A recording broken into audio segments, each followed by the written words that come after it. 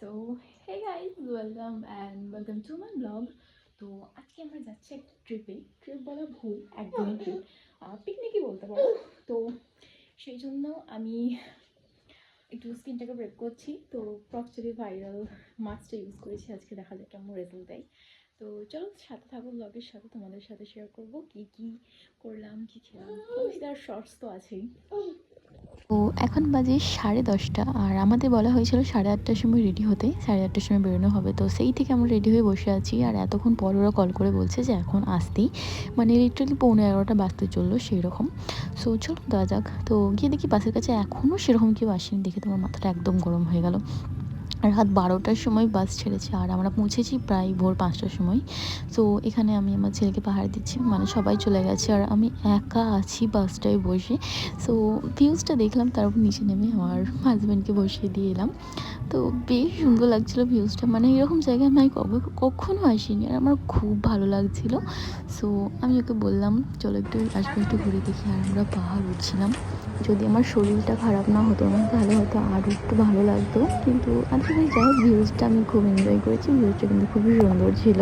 আমার একটু motion সিকনেসের problem আছে, আর হেভি জার্নি একদম সহ্য হয় না। সো ওই জন্যই ভিউজগুলো কিন্তু সত্যিই খুব সুন্দর ছিল। আর আমার শরীর খারাপ থাকে, আমি ঠিকমতো ক্লিপস নিতে পারিনি, আমার হাজব্যান্ডই নিয়েছে, তো ওর কাছ থেকে ধার নিয়ে আমি ক্লিপসগুলো শেয়ার করছি। সো তোমরা একটু অ্যাডজাস্ট করে নিও। এই জায়গাটার পার্টিকুলার নাম হচ্ছে ঝাড়খণ্ড উসরি ফলস। এই জায়গাটা মোটামুটি ভালো, খুব ভালো আমি বলবো না, আর খুব খারাপও আমি বলবো না, আমার মোটামুটি ভালো লেগেছে। আর সব থেকে আকর্ষণীয় যেটা ওয়াটারফলটা ছিল ওটাই ভালো লাগছিল। আর নদীর মধ্যেখান দিয়ে যখন আমরা যাচ্ছিলাম এই স্টোনের ওপর পা দিয়ে দিয়ে, এই জায়গাটা বেশ ভালো লেগেছিলো। এখানে সবাই অনেক ছবি ভিডিও করেছি, বেশ সুন্দর ছিল জায়গাটা। তারপর আমরা নামছিলাম, আর আমার ছেলেকেও আমি নামিয়ে দিয়েছি রাস্তায় হাঁটার জন্য, কারণ ওকে কোলে নেওয়ার ক্ষমতা আমার ছিল না, আর আমার হাজব্যান্ড অনেকক্ষণ ধরে করেছিল। আর আমার ছেলে এমনিতেও হাঁটতে ভালোবাসে, তো একটু হাঁটছিল নামার সময়। আর তারপর বিকেল হয়ে যায়, আর বিকেলবেলা আমরা বাসে বসেছিলাম, তো সেটা আমি জানি না। তারপর নিচে এসে দেখি এখানে এত মানুষজন এসছে, এত মানুষজনের ভিড়, মানে লিটারেলি সকালবেলাতে পুরো ফাঁকা ছিল, আমরা ছাড়া আর কেউই ছিল না। তো আমি ভাবছিলাম যে এখানে এত মানুষজন কী করে এলো। আর এই জায়গাটায় না শুধু মানে হাট যেরকম বসে না গ্রাম অঞ্চলে, সেরকম হাটের মতো ছিল, আর কিচ্ছু ছিল না।